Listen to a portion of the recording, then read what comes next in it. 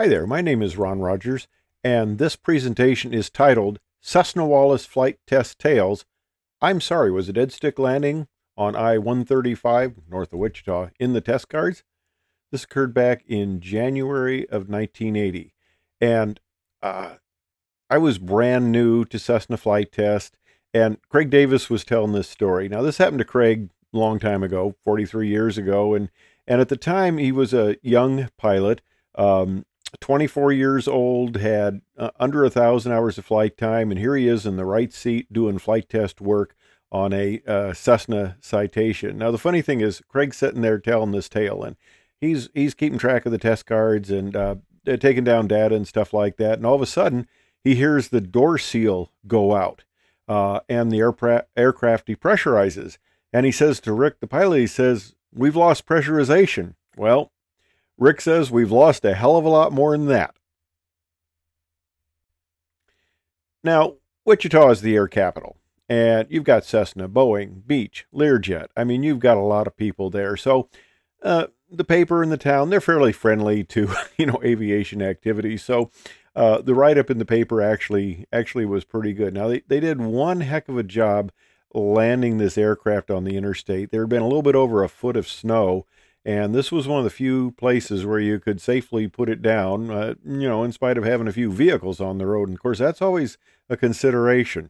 But if they would have landed this off airport, it probably would have gone fairly bad. But the funny thing is, the newspaper handled it fairly well. Sir, how fast were you going? We got you left a center line here, and you don't have a muffler, and you were going over 55. Did you know that? So anyway, they put it down on the southbound lane of I-135, and they fortunately missed the cars and didn't do any damage. So it's quite an interesting tale. Now there's the fuel panel down in the lower left. All right.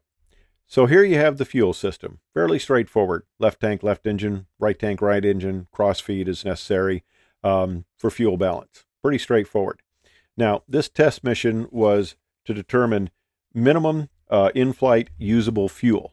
And there are three conditions required to determine this, and they take the highest value of the three to give you your in-flight unusable fuel. Now, the first test point is level flight with rudder inputs. Pretty straightforward, pretty easy to do.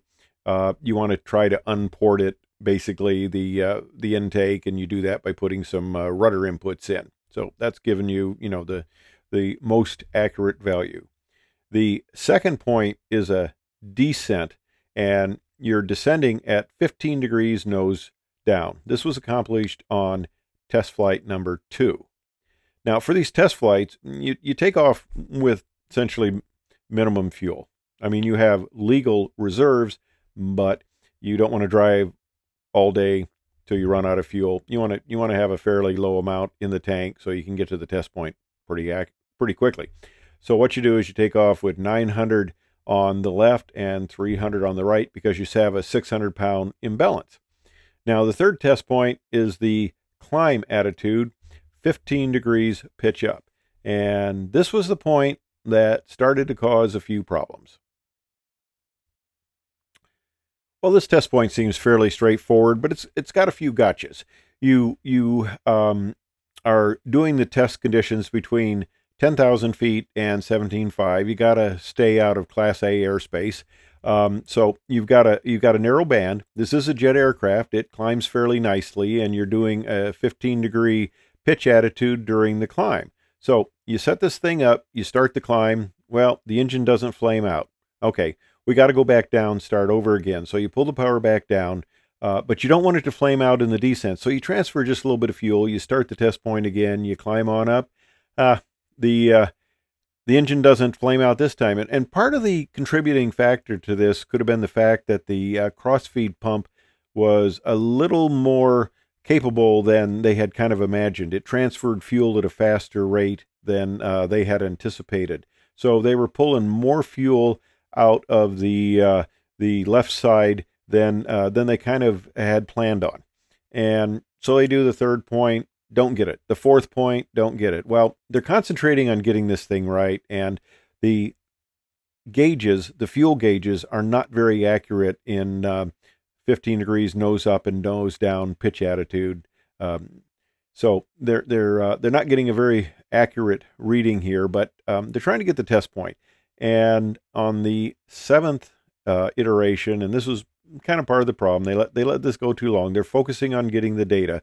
On the seventh test point, yep, they got that right engine to flame out. Well, unfortunately, the left one went too. They had ended up exhausting all of the fuel. So here's where, of course, it gets interesting. Rick tries to restart both engines. Well, that doesn't work. There's no fuel. We're not going to get a restart. So it's, okay, where do we land? Well, they had gotten snow, a little bit over a foot, and you look down there and you see this nice interstate. Of course, you got the situation of cars. You know, you can't make a danger to somebody else to get you out of a problem. So you have to be very careful of that. Fortunately, the traffic was light, and they set up really good crew coordination. They earned a lot of respect from us guys back in the flight test community, and even from management, because they did save the aircraft.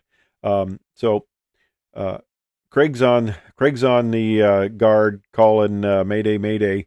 McConnell Tower, which is the Air Force military base on the east side of town, hears that. They have a rescue helicopter airborne, so they send that thing on out. They did a really good job, crew coordination, CRM, all that good stuff, picking out the point, setting up for it, and Rick just did an excellent job of landing. Now, the lanes itself are a little tight. I mean, this aircraft has a fairly decent wingspan, and they put up these little posts with the reflectors so they can see where the edge of the highway is and for plowing snow and stuff like that. And they missed those just by a mere inches. They landed over one of the cars, and they were kind of concerned about it. They had some older ladies in that, and the older ladies came up, and they were concerned about these guys if they were all right. But they successfully put it down.